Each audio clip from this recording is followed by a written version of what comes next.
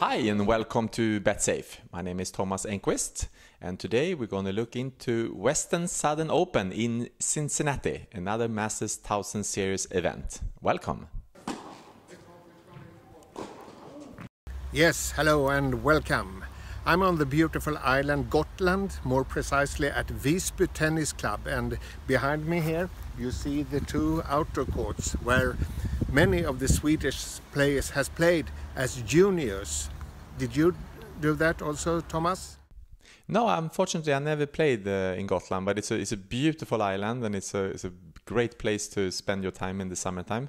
So I'm hoping you're enjoying yourself, Jonas. On the other hand, not so many Swedish players has played in the Masters in Cincinnati, but Thomas Enqvist did that and he had great success during the years. And you should know that we're talking to this century's first winners in Cincinnati. 17 years ago, Thomas lifted the trophy in Cincinnati.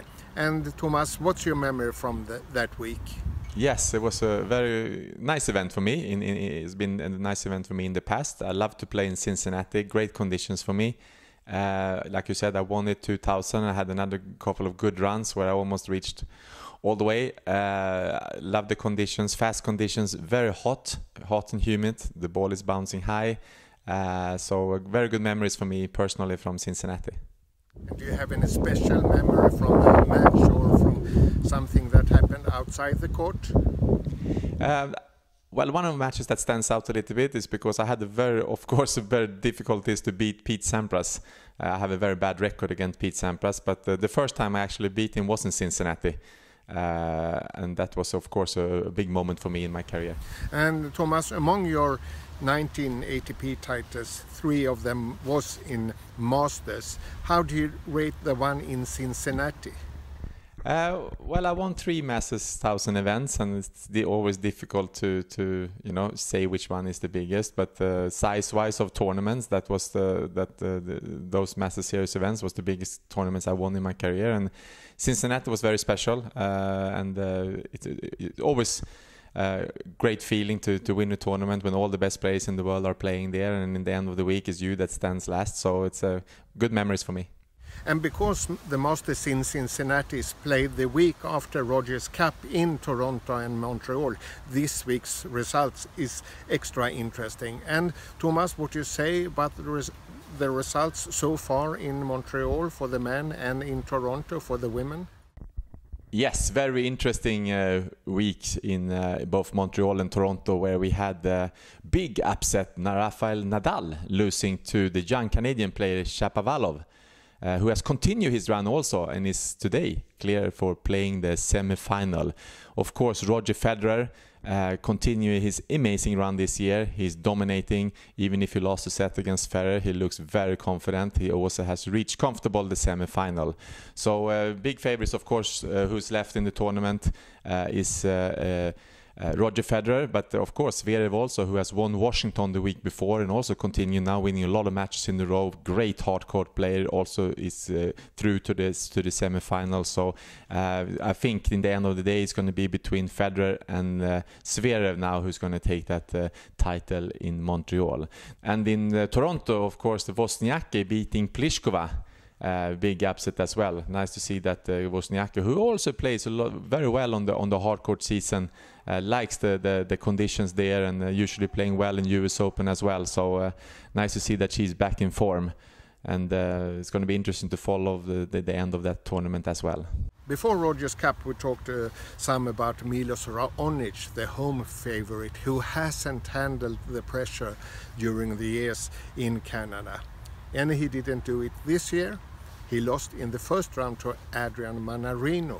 And I mean, if Raonic loses to Manarino on clay somewhere in the world, it's not that big surprise. But on hard court, it was a big surprise, of course. But no, Raonic has big problems at home, Thomas. Even if I think that he have, if I remember right, reached one final in Montreal or Toronto, he is still struggling a little bit with the home court pressure, which is difficulties, especially in the early rounds, of course, when he's coming in and a lot of attention on him, and obviously he wants to do so well in that event as well. So he's been struggling with the pressure and handling that It's a difficulty for Milos Raonic, and so he did also this year. We was actually speaking about it, you and me, Jonas, before this event, that we said that of course he has the potential to play really well on this surface and in this tournament, but we also said that in the past he's been struggling with the pressure, and again this year he did.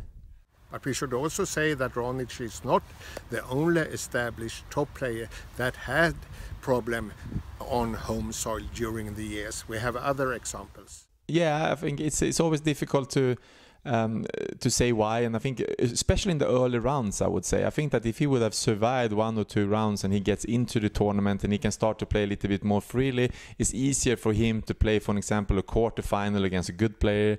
He will feel more relaxed. But in the early rounds where he has all the pressure on him, he really don't want to go out early. That's where it's dangerous, and that's where he has played very, very tight the last couple of years. You have another, if you want me to name another couple of players like this, you have Samantha Stosur, for example, who always struggled playing well in Australia with a lot of pressure on him. Even Pat Rafter, who I think handled the pressure all around the world so well, was struggling a little bit in the Australian Open when he came in, not maybe as a favorite to win the event, but still after 2 times Wimbledon finalist and 2 times US Open champion, we all thought that he will do well and had a good chance to win that event. With that pressure, of course, he didn't play as well as he usually do the rest of the year. So it's not easy. Even the really tough, strong players sometimes can struggle on the home court. And Thomas, you yourself, you played always almost very good on home soil. Yes, I had good. Actually, I played pretty well. I'm happy that I mean, for me, the home tournament was Stockholm. I'm born and raised in Stockholm, and that's my hometown. And that was a tournament that was very kind to me. So I have good memories from playing on home court. And we just got the draw in our hands. And what do you say, Thomas, about the draw? Unfortunately, I would say when I look at this draw, I don't see Wawrinka, Cilic or Andy Murray in this event. So unfortunately, they had to withdraw this week as well. Of course, that's not ideal for them to prepare for US Open, to miss the 2 big events, the Masters Series 1000 events in Montreal and in Cincinnati. But I mean, the most important thing is that they recover as soon as possible, and hopefully we can see them back on the court very, very soon. But otherwise, you have Nadal and Federer again, top seed.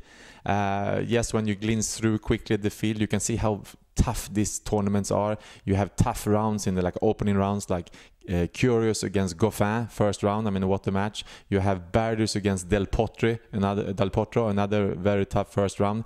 So these events are very, very hard. I mean, you can have tough matches even from the first round. So it's going to be very interesting to follow here. If Federer can continue his run, dominating the game like he has done almost the whole year. Nadal probably not too happy losing to that youngster Canadian in Montreal. He's probably want to have a very good week here in Cincinnati before the US Open. So I think he's going to be very hungry. Raonic again, we said to him that it was of course big disappointment for him losing first round in his home court in his home soil. So I think he will also be eager to get a good event here. So pretty, I would say, open, except that I would say still, like we spoke about, Jonas, you and me, before the Montreal. I mean, Nadal and Federer has been dominating the game. They are 2 very big favorites coming into this event as well.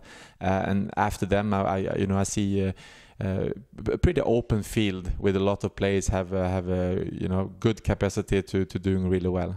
And Alexander Sasha Zverev will, of course, come in as one of the big favorites. We saw earlier this year in Rome, where he took his first master title, that he's ready to fight about the big titles. And he took the title in Washington, and now he's in the semifinals in Rogers Cup. A few words about Sasha Zverev, Thomas. Absolutely, very interesting. Zverev, how I mean, he starts to be establish himself, I would say, as a top player. You see him more and more having good weeks. He do less matches where he could do a little bit in the past, I would say, which is very normal for a young player, where he could throw in a pretty average match sometimes and lose to a player that he shouldn't lose to. But now he really start to get into the flow, winning a lot of matches. I mean, won Washington now as we speak, semi-final in Montreal. Loves the hard court, has a perfect game for the hard court. So of course that's going to be, if the body holds up and he doesn't feel too physically tired after 2 tough events, I think that he can do really well in Cincinnati as well. When it comes to Murray, Wawrinka and Cilic, who is the title defender in Cincinnati, they didn't play Rogers Cup, they doesn't play in Cincinnati. And do you think, if they are fit, do you think that we will see that they are playing the week before US Open? Yeah, I think it's a chance. I think that, of course, that the most important thing for them now is to come back 100% healthy. Andy Murray said that in Wimbledon, that he didn't know exactly how bad the injury was, but he said that he will not continue the way he had done this year, playing half injured and not 100%. So we will not see Andy Murray back, I think, on the court until he's 100% fit. Wawrinka and Cilic, I think that if in case they will feel better, I think that could be a possibility, and probably a good idea to maybe take a wild card in the next week, as the week after Cincinnati, to get at least 1 or 2 good matches in before the US Open. And because Masters in Cincinnati is played the week after Rogers Cup in Montreal and Toronto, we have a little bit extra focus on this week's results. And Thomas, in both Montreal and Toronto, we have seen some big surprises.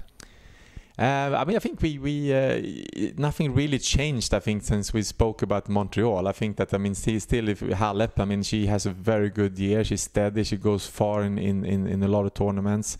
You have Pliskova, of course, with the big serve. Even if she lost to Wozniacki now, she's dangerous.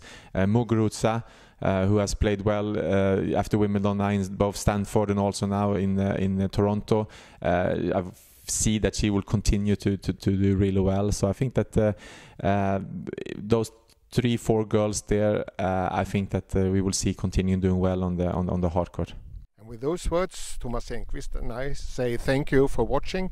And Thomas and I will be back before US Open at Flushing Meadows in New York, the 4th and last Grand Slam tournament of the year. Thank you for watching. Bye bye from Gotland. Yes, thank you very much for watching and listening to us. And of course, we will be back soon again before US Open, the last Grand Slam of the year. See you soon.